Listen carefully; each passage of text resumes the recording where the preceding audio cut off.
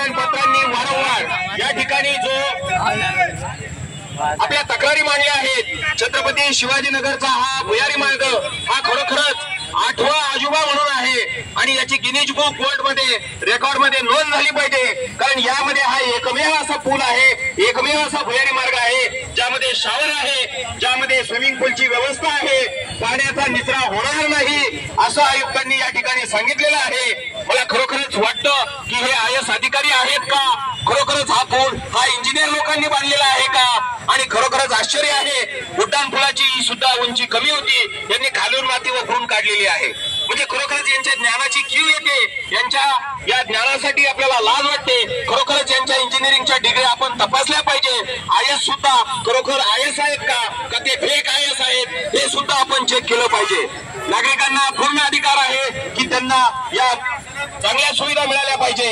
या ठिकाणी पाण्याचा निचरा होऊ शकत नाही, गेल्या अनेक महिन्यांपासून पाण्याचा निचरा न होता नागरिक या ठिकाणी पडत आहेत। शाळकरी मुलांना सुद्धा या ठिकाणावरून चालता येत नाहीत, वृद्ध पडलेले आहेत आणि टू व्हीलर वरून जाताना महिलांना पुरुषांना सगळ्यांना या ठिकाणावरून शावर येत आहे। रेल्वे सुद्धा यासाठी जबाबदार आहे, वर्ल्ड बँक सुद्धा जबाबदार आहे, त्याचबरोबर आयुक्त सुद्धा जबाबदार आहे। आम्ही या सर्वांचा या ठिकाणी निषेध व्यक्त करीत आहोत, आंदोलन करीत आहोत। प्रशासनाला जाग आणण्यासाठी शासन झोपलेलं आहे, मूर्खासारखं या ठिकाणी त्यांनी पत्रे टाकलेले आहेत।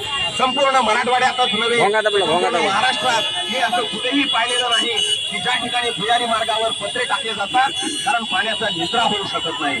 खरोखर इंजिनियरच्या आखलीची कीव येते आणि म्हणूनच आम्ही या ठिकाणी त्यांचा या ठिकाणी निषेध व्यक्त करतो। छत्रपती शिवाजी महाराज की जय, छत्रपती शिवाजी महाराज की जय। आणि खरोखर निर्लज्जपणे उद्घाटन करणाऱ्या लोकांनी, राजकारण्यांनी सुद्धा यातून धडा घेण्याची गरज आहे। जर आपण खरोखर या ठिकाणी व्यवस्था करू शकत नाही तर आपण त्या पदावर राहण्यासाठी लायक आहोत का तो सुद्धा आपण विचार केला पाहिजे। आणि म्हणूनच त्या राजकारण्यांचा सुद्धा आम्ही या ठिकाणी निषेध व्यक्त करतो।